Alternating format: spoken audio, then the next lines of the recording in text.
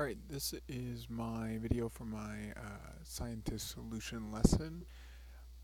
This is a lesson plan template that we use in another class, so I just kind of defaulted to this, but rather than focusing on this page, what I wanted to focus on first was this teacher background requisite knowledge. This is kind of where we explain what the teacher should know for the project. And this is where I explained kind of the guiding principle behind it, which is Guy's identity principle. And it's got the full definition here, but the idea being that the students are going to practice being scientists. They're going to connect their identity as learners with their multiple real world identities. So their identities as students, as um, children, I guess is the proper word.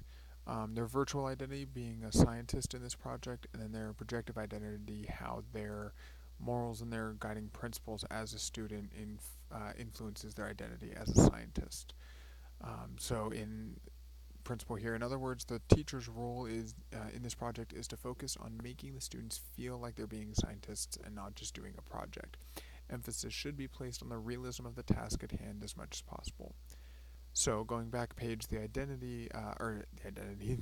that they're going to be working on comes from two different standards. One that looks at meeting a global challenge and specifically that account for societal needs and wants, coming up with a design for societal needs and wants, and then designing, building, and refining a device that works to convert energy into different forms.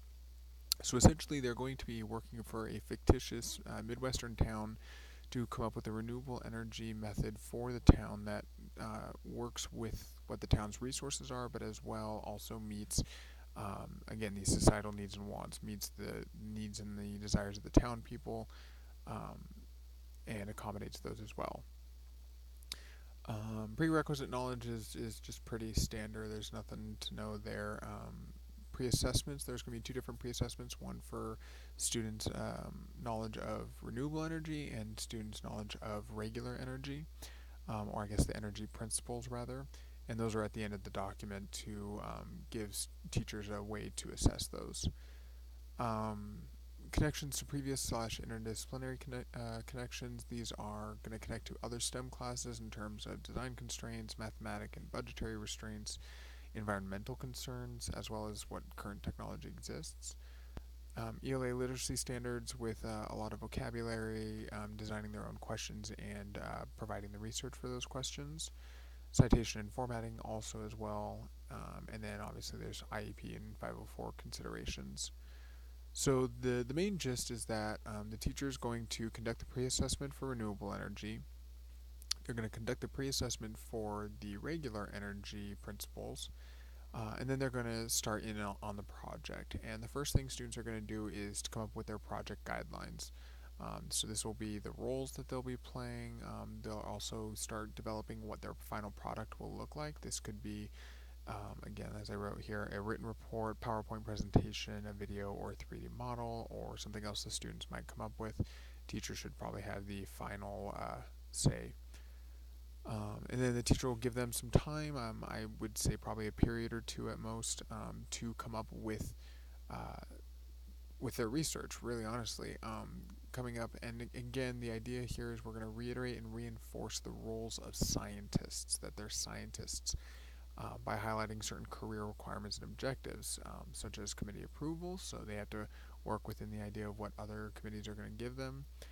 Budgetary constraints, translating into layman terms because they are talking to a committee. After they get all their research, they're going to do three things. One is going to contribute to an individual research log. Again, this is something regular scientists do, where they focus on what strategies they use. They record their individual contributions to a project, because in real world scenarios, credit's given based on the size of your contribution. So students need to do that as well. They're going to collate all of their research into a final project, and their final product specifically. And this is going to give them kind of that same feeling of being actual scientists or engineers, because they're going to need to actually produce this research in a product. And then finally, presentation if applicable. So if they have a writing report that may not be very presentable, but PowerPoints, 3D models, videos, etc. will need to be presented.